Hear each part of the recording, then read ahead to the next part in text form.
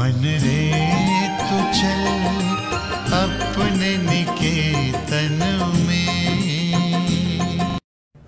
मैं तो ईश्वर के संबंध में आपके विचार सुनने के लिए आया, धर्म के बारे में आपके विचार सुनने के लिए आया। तो वो क्या बोल रहे हैं?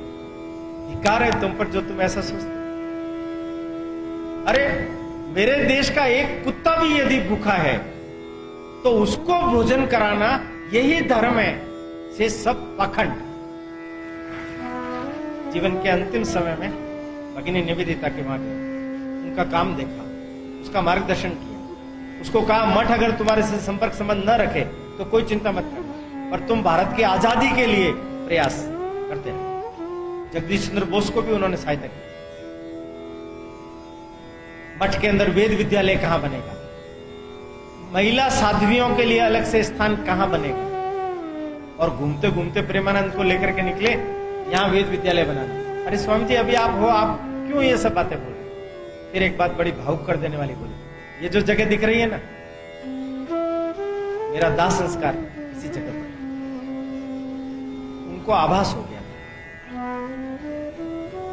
जोसेफिन मैक्लाउड पास में बैठी हुई है, स्वामी जी का मेरा खर्चा बढ़ गया है। उसने कहा कोई बात नहीं, मैं $50 तुम्हें दूंगा। 200 निकाल करके दिए। ये 4 महीने का तो अभी ले लो। उन्होंने 200 देखे, इससे ज्यादा शायद जी नहीं पाऊंगा। 4 महीने बचे थे, 4 महीने बचे थे। 7 दिन पहले आश्रम में बैठे हुए पंचांग मंगाया। पंचांग बड़े गौर से देखा, सब गुरु भाइयों को आश्चर्य हुआ। बाद में क्लिक हुआ, ठाकुर ने भी पंचांग मंगाया, उन्होंने भी अपने मरने की तिथि निश्चित की थी, इन्होंने भी।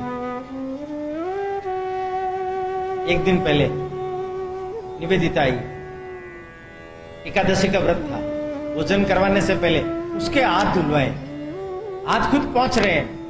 वो शर्मा गई, वो कहने लगी स्वामी जी आप, ये तो हमें करना चाहिए, ईसा मसीह ने भी तो किया था। वो तो उनका रुक गई। कैसे निकलता मुंह से? दूसरे दिन सवेरे उसको मालूम पड़ा कि शाम को स्वामी जी सवेरे जब उठे, उस दिन ज्यादा सक्रिय थे, 3 बजे उठ गए, ध्यान किया, बाहर आए, ब्रह्मचारियों को जगाया, उनको पाणिनि के व्याकरण पर 3 घंटे पढ़ाया, पूरा परिसर का निरीक्षण किया, निर्देश दिए। रोज तो ठाकुर के मंदिर में जाकर के ध्यान करते थे, उस दिन गए नहीं, वो अपने कमरे में ही दरवाजे खिड़कियां खोल दी, सो गए। थोड़ी देर ध्यान करने के बाद शुद्धानंद पास में थे, उनको कहा मैं थोड़ा ध्यान करता हूं, तुम बैठो बाहर। बुद्ध होते हुए उनके मुंह से आवाज निकली, मेरा काम तो पूरा हो गया। शायद कोई दूसरा विवेकानंद होता तो समझ पाता कि मैंने मेरी जिंदगी में क्या किया। खिड़कियां दरवाजे खुली हुई थी, थोड़ी देर ध्यान लगाया, ध्यान लगाने के बाद कहा अब मैं थोड़ा विश्राम करूंगा। लेट गए। 9:10 पर उन्होंने समाधिस्थ अवस्था में अपने प्राण। सब तरफ आग की तरह ये समाचार फैले। निवेदिता, राखाल, प्रेमानंद फुट फुट के शिशुओं की तरह रो रहे हैं। दाह संस्कार जहां किया वहां विवेकानंद का मंदिर बना हुआ है। जब दाह संस्कार से पहले उनकी डेड बॉडी चिता पर लेटी हुई थी तो एक भगवा चादर उनके ऊपर डली हुई थी। निवेदिता पास में बैठी बैठी देख रही है।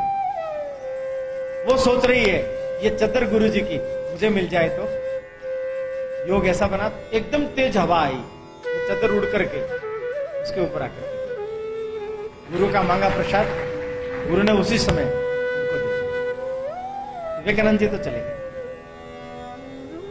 बहुत छोटी आयु में चले गए, पर वो हम लोगों के लिए, ये जो मनुष्यता के उच्चत्व के लिए, मानव सेवा के लिए, नर सेवा के लिए जो नारायण सेवा का मंत्र छोड़ करके गए, वो हमारे लिए पाथे।